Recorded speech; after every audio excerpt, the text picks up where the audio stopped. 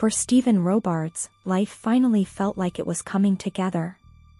He had remarried the love of his life, and his teenage daughter, Marie, had just moved in with them. For the first time in years, things felt stable, peaceful, right? But in the winter of 1993, everything changed. One evening, the family sat down for dinner. It was simple, tacos, Stephen's favorite, prepared by his daughter. He ate happily, thanked Marie for the meal, and left for church. Just 2 hours later, Stephen would be dead. At church, he suddenly began to feel unwell. He couldn't breathe properly. He felt dizzy, nauseous, something was very wrong. He made it home, but his condition only got worse. An ambulance was called, but it never arrived in time. At just 38 years old, Stephen Robards was gone. An autopsy was performed. The conclusion? A heart attack. There were no warning signs. No medical history. Nothing suspicious. It was ruled a tragic, but natural death. Or at least, that's what everyone believed.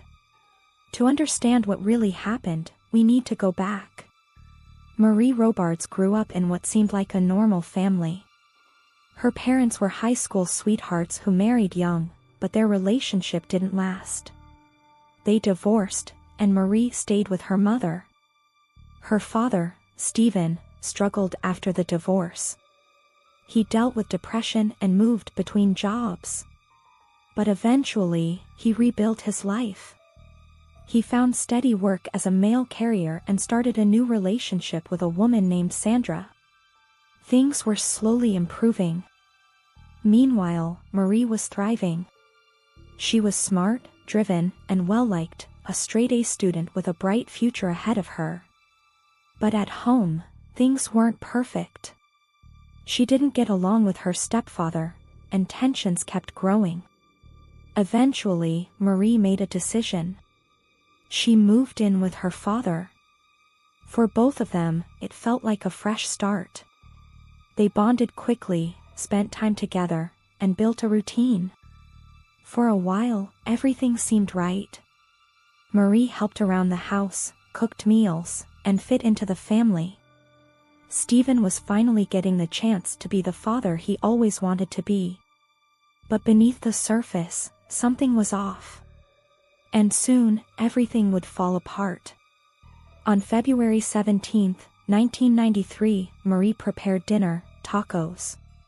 Stephen ate them, thanked her, and left for church. Within hours, he was fighting for his life.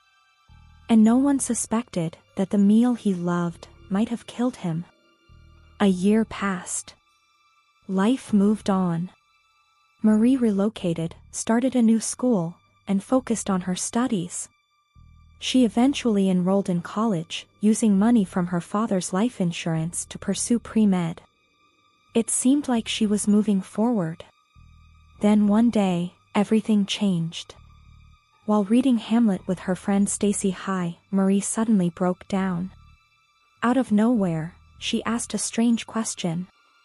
"Do you think someone can live without a conscience?" Moments later, she confessed. Marie told Stacy that she had done something terrible. Something no one could have imagined. She said she had killed her father. Stacy was shocked. At first, it sounded impossible. Marie was a model student, quiet, intelligent, responsible. The last person anyone would suspect. But Marie didn't take it back. She explained everything. In chemistry class, she had learned about a toxic substance. A compound that could disrupt potassium levels in the body and affect the heart. It was dangerous. Potentially deadly. Marie stole some of it from the lab. She kept it for days, planning. Thinking. Then, on the night of February 17th, she mixed it into her father's food. The tacos. The meal he loved. The meal he thanked her for. It was poisoned. Marie sat there and watched him eat it. She knew what would happen. And when he got sick, she said nothing. She stayed silent as everything unfolded. Stacy couldn't ignore what she had heard. She went to the police and told them everything. The case was reopened. Investigators began digging deeper. They discovered missing materials from the school lab. They found evidence supporting Marie's story. And then, they ran specialized tests on Stephen's preserved tissue. The results confirmed it. There was poison in his system. A massive amount, far beyond a lethal dose. Stephen hadn't died of a heart attack. He had been poisoned. Marie was arrested at her university. During questioning, she confessed. But she claimed something unexpected. She said she never meant to kill him. Her explanation? She only wanted to make him sick. So she wouldn't have to live with him anymore. That was it.